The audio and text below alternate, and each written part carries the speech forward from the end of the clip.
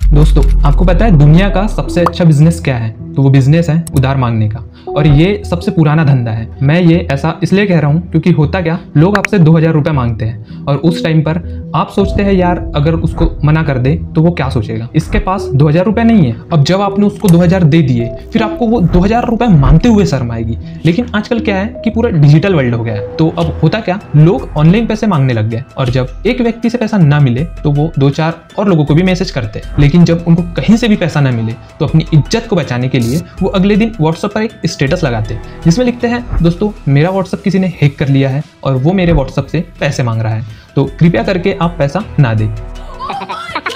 खैर, मैं ये चीज क्यों कह रहा हूँ, तो इसका सीधा सा लॉजिक है शार्क टैंक इंडिया, और इसी के बारे में आज मैं बात करने वाला हूँ। तो दोस्तों, ऑलमोस्ट सभी इंडियन शार्क्स के टैंक पूरी तरीके से खाली हो चुके हैं। जी हाँ, शार्क टैंक इंडिया के जजेस खुद ही घाटे में आ चुके हैं। लेकिन एक मिनट, अब जिन्हें नहीं पता है कि भाई साहब मैं कौन से शार्क और कौन से टैंक की बात कर रहा हूँ, तो पहले उन्हें बता दूं कि भाई आखिर ये शार्क टैंक इंडिया है क्या।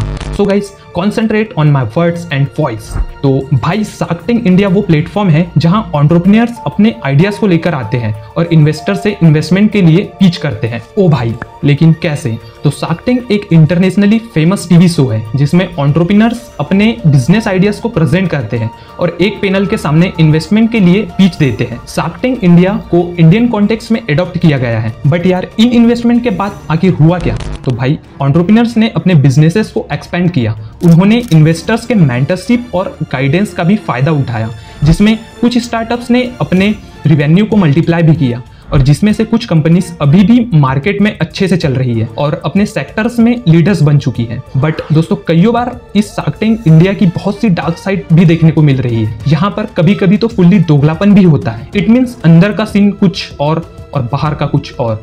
ये लोग एंटरप्रेन्योर को मोटिवेशन की जगह डिमोटिवेट करते हैं, एक तरह से उनकी बेइज्जती करते हैं। सिर्फ वाहियात प्रोडक्ट मैंने जिंदगी में ना देखा है ना मैं देखना चाहता हूँ। मेरे को भगवान उठा ले, इतना गंदा प्रोडक्ट है। इसके बाद मैं कुछ नहीं देखना चाहता। लाइक यहाँ पर तो भाई अमन गुप्ता अपनी कंपनी को बचाने के लिए एंटरप्रेन्योर को फंडिंग देना छोड़ो, सीधा कंपनी बिकने के लिए कहने लगे। मुझे हैमर का ब्रांड बेचना, आप रेडी हो? आपकी कंपनी मुझे बेचोगे? हाँ जी। कितने में बेचोगे? यार ये शार्क टैंक है, यहाँ कॉर्पोरेट डील्स की होनी चाहिए मेरे हिसाब से। रेवेन्यू छोड़, 1 करोड़ आई बाय योर कंपनी।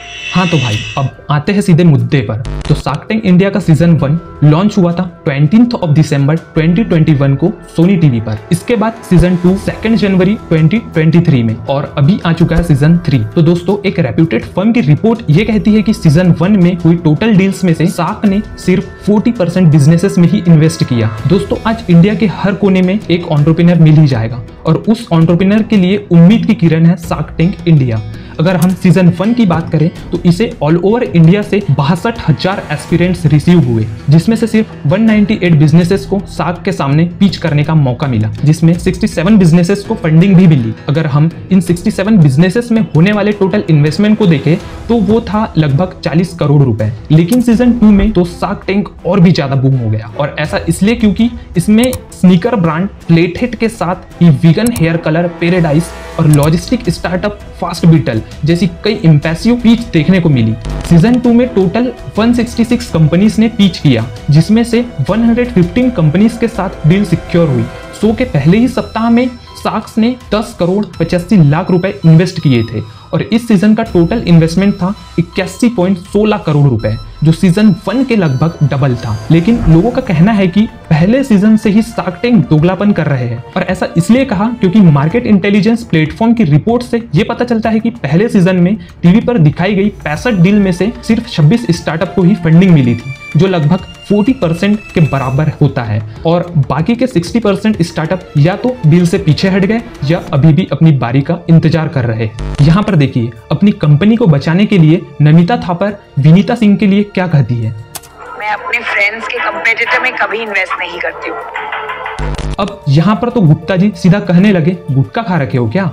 जो बोल रहे हो कुछ कुछ बीच बीच में मतलब मुंह हिला रहे हो, कुछ तब। वैसे दोस्तों शार्क टैंक इंडिया में बॉट के को-फाउंडर अमन गुप्ता को छोड़कर सभी जजेस को भारी नुकसान झेलना पड़ रहा है। यूजर्स का कहना है कि एक ओर ये दूसरे को बिजनेस के लिए फंडिंग कर रहे हैं और दूसरी ओर इनकी खुद की कंपनी घाटे में चल रही है। तो चलिए सबसे पहले बात करते हैं कि सारे सीजन के टोटल जजेस कौन है और इनकी नेटवर्थ के साथ इन्हें कितना घाटा उठाना पड़ा। तो भाई साहब सबसे पहले बात करते हैं राधिका गुप्ता की, जो कि एडलवाइस म्यूचुअल फंड की एमडी और सीईओ है, जिनकी नेटवर्थ है 41 करोड़ रुपए।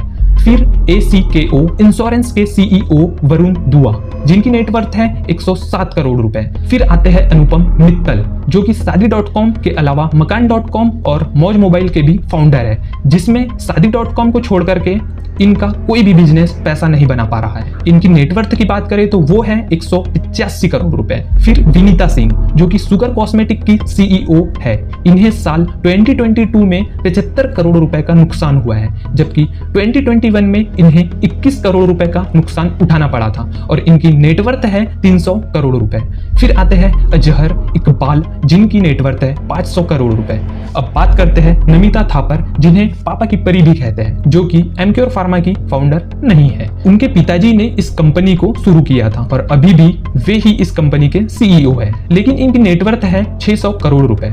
अब आते हैं लेंसकार्ट के को-फाउंडर पीयूष बंसल पर। तो भाई साहब इनको भी काफी नुकसान उठाना पड़ा। साल 2022 में इन्हें 102.3 करोड़ रुपए का नुकसान हुआ है और इनकी भी नेटवर्थ है 600 करोड़ रुपए। हाँ, तो अब बात करते हैं एक लौते इन्वेस्टर जो प्रॉफिट में है। जी हाँ, बॉट के को-फाउंडर अमन गुप्ता, इनकी नेटवर्थ है 700 करोड़ रुपए। फिर आते हैं जोमेटो के सीईओ दीपिंदर गोयल पर, जिनकी नेटवर्थ है 2030 करोड़ रुपए। अब बात करते हैं सीजन 2 के सबसे अमीर कार देखो के को-फाउंडर और सीईओ अमित जैन की।